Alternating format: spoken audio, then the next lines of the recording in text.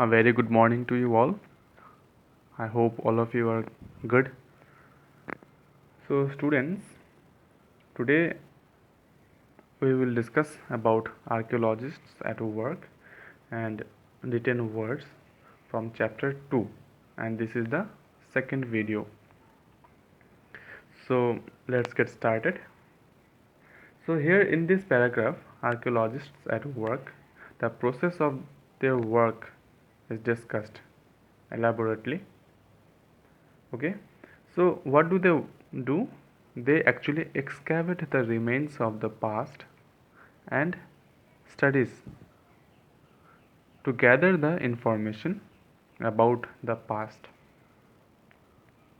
So the process is divided in some stages. You can see at first they select the sites which they think will have the remains of the past. When the site is selected, then they start digging, and this is done by using proper tools, because this is a very critical job, because your negligence can cause a huge damage. Okay, so this work is handled very carefully so that it does not get damaged, and when they find the sources, then they studies it and collect the information. Okay, so very simple. Then we will move to the written words. Written words, as we know that people did not know to write at first, they used different types of symbols, then they started writing, and they at first used to write on the barks of birch trees and palm leaves, because they did not know the use of paper. Paper was later on invented. So, but the problem was that most of those records got destroyed with time. However, some can still be studied. Okay, and sometimes they also wrote on clay, silk, or metal plates. Basically, these are the main sources, because these sources did not get destroyed with time. Okay, everlasting. But the other sources, some of the sources are still there, present. So, about the written records, we will learn about some terms which are very important. You have to understand. Okay, like inscription. What is inscription? Inscription are written records found on rocks, cave walls, walls of palaces, and coins. So any written record of the past which are written on walls, caves, okay, rocks, are inscriptions. Example is like inscription of Emperor Ashoka is found across the India. Then biography. What is biography? When someone writes about the life and the deeds of some great personality is called biography. For example, like you are writing about a person's life and deeds, that is biography. But when you are writing about your own life, that is not biography, but that is autobiography. You should keep this in mind, and you should be able to distinguish what between autobiography and biography. So it is clear. So biography is also a great source about the history, because from such sources we can understand the society that it belonged to.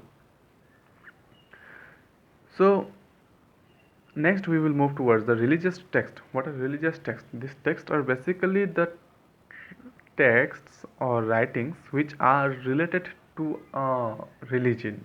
Okay, so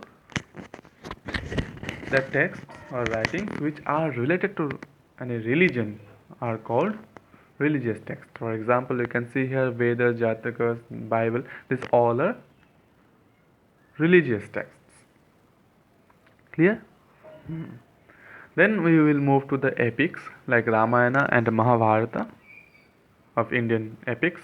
Then Iliad, Odysseus are also there. This also give us the information about the lives of the people from the time it was written. Apart from this, there are some other sources which are very much important to know about the history. These are called travelogues. What are travelogues?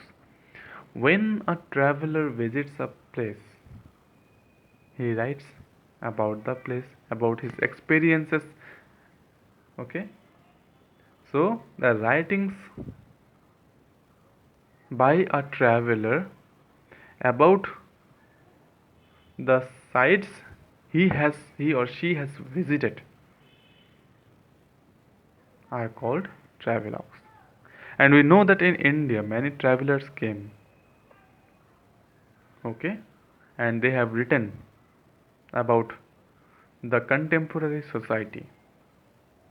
So those writings are very much important to understand the history, because they give us the real information about that society. Though some critics sometimes argues that these sources are not always trustworthy. That is why the historians, okay, go through a proper study. They try to find out all the sources they have present, and they try to match all the writings to get the real information. Okay, then we will move towards the oral sources. Oral sources, actually the words from our forefathers which passed down from one generation to another generation by word of mouth, unlike the written words. So basically the oral sources do not have any written record. Okay, we just listen from someone and then we pass that information to the next generation. Thus it continues.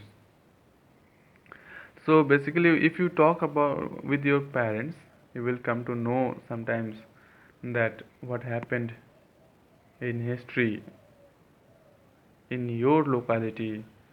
Okay, so these are basically the oral sources.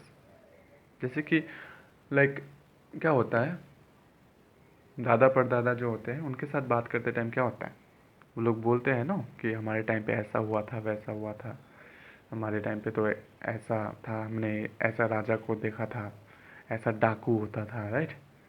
So these are basically oral sources which do not have any written record.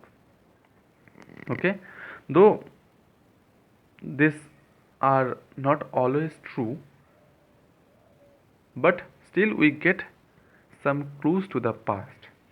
Okay, for example, it is given here, stories, poems or songs can give us an idea about what the people of earlier times used to believe or what they thought of a historical event.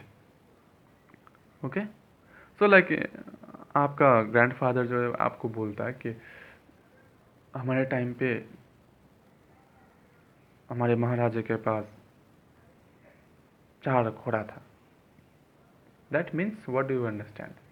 That in that society, okay, horses were there, used by the people. Simple. So I hope I have been able to make it clear to you, and I have tried to give you the concept, but you have to read each and every sentence to understand it. Okay, so you will do one thing, you will try to solve the short question answers, though it will be provided shortly. Okay, this is it. Thank you so much. Bye bye.